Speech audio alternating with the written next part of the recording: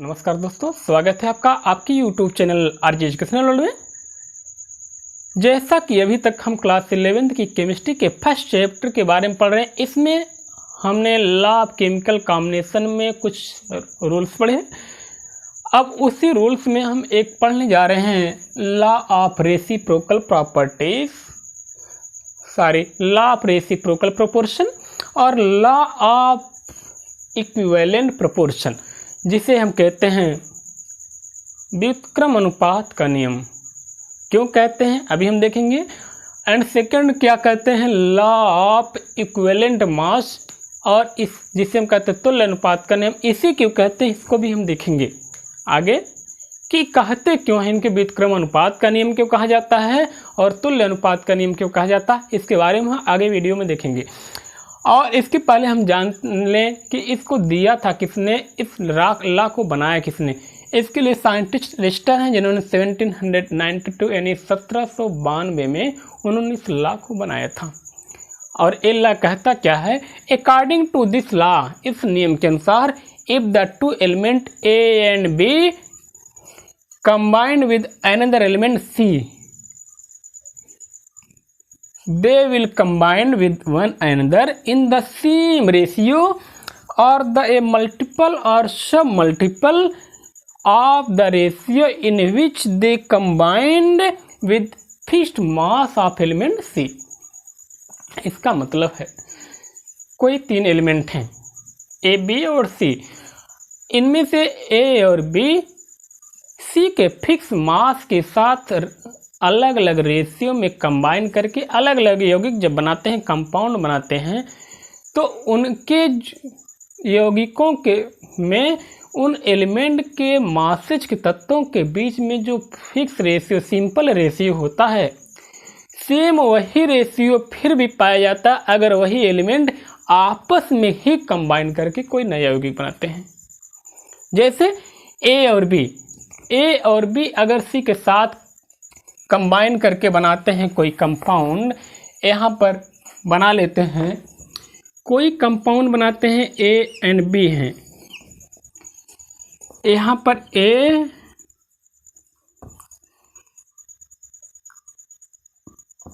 A B और यहाँ पर क्या है, सी है। अगर ए बी ये क्या करते हैं, सी के साथ कंबाइन करते हैं, बड़ा बना लेते हैं थोड़ा, ए बी सी, मान लेते हैं इसका x है, इसका y है, इसका z है। अब यहाँ पर a और b, ए सी के साथ, a अगर c के साथ कंबाइन करता है ए सी बनाता है और b बनाता है बी सी बनाता है। तो ऐसी कंडीशन में ए सी और बी सी ये आपस में कंबाइन करके जो कंपाउंड बनाए हैं, इनके जो यहाँ पर मान लेते हैं ए का एक्स रेशियो है और सी का वाई है, और यहाँ पर बी का सी का जेड है और बी का वाई है तो सी का फिर जेड है। तो इनके बीच जो सिंपल रेशियो होता है, अब यहाँ ए बी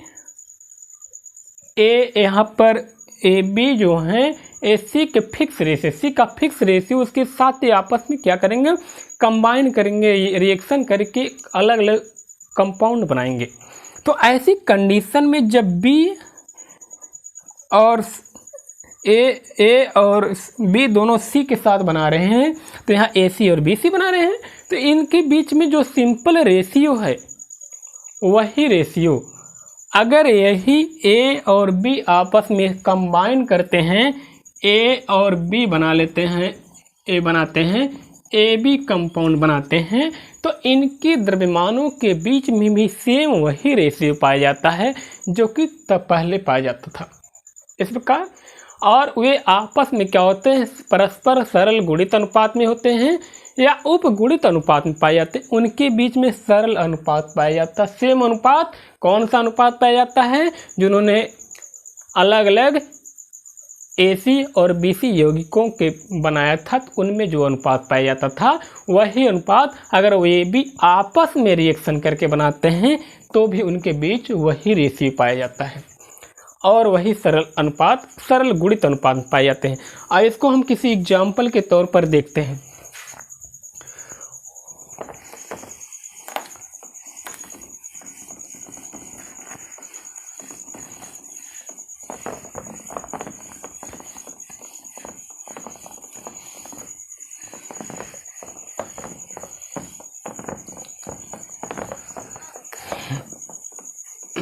पर हम ले लेते हैं 3 तत्व ऑक्सीजन, हाइड्रोजन एंड सल्फर। यहाँ पर क्या है,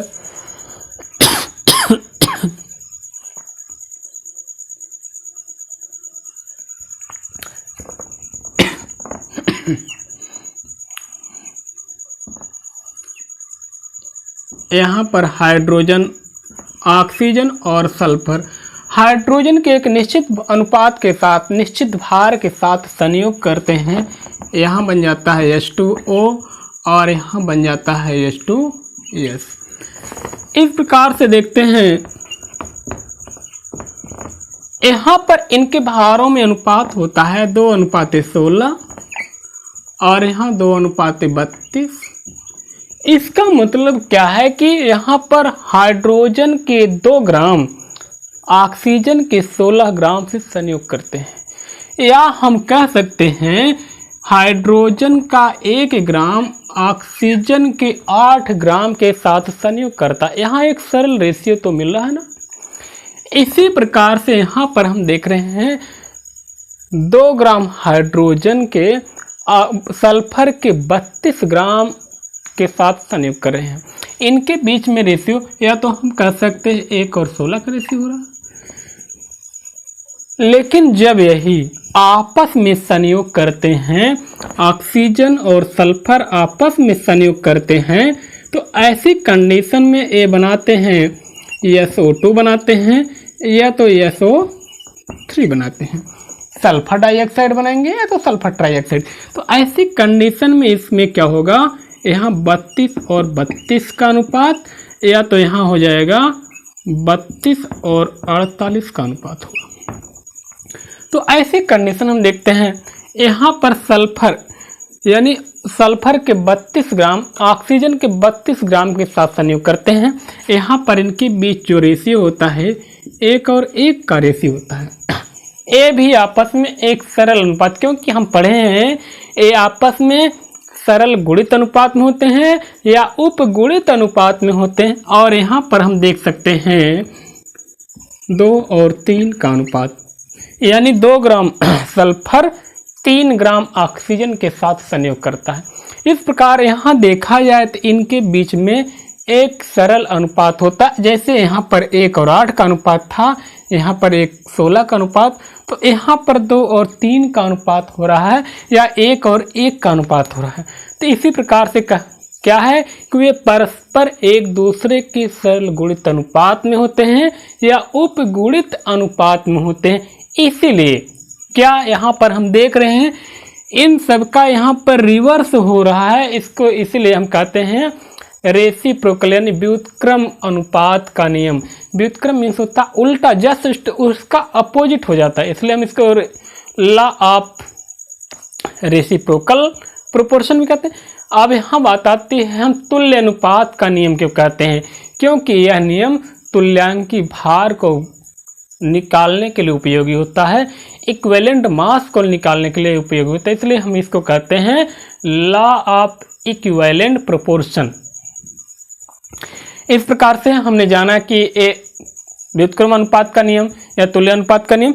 इसी के अतिरिक्त इसी के सेगमेंट में हम देखते हैं दूसरा एग्जांपल लेकर यहाँ पर हम देखते हैं दूसरा है कार्बन, हाइड्रोजन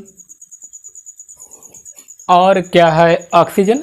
ये 3 तत्व हैं, ये आपस में संयोग करके अलग अलग संयोग करते। यहाँ पर क्या है,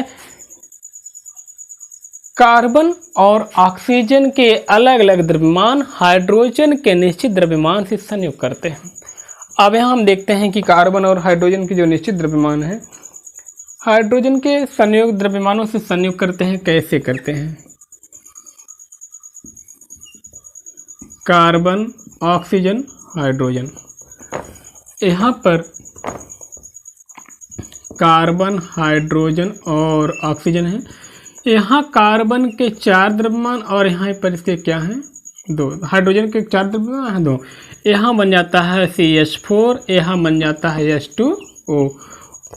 यहाँ पर हम देख रहे हैं कार्बन और हाइड्रोजन के बीच में अनुपात आ रहा है 12 और 4 का। यहीं पर आ रहा है 2 और 16 का।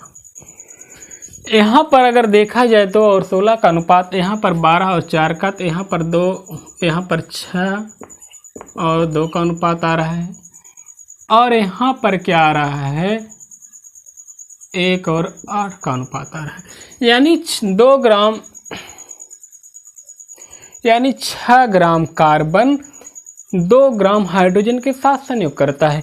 वहीं पर 1 ग्राम हाइड्रोजन 8 ग्राम ऑक्सीजन के साथ संयोग करती है, क्योंकि यहाँ इनके परमाणु भारों, यहाँ जो इनके भारों में है, परमाणु भारों में, यहाँ सरलतम अनुपात मिल रहा है।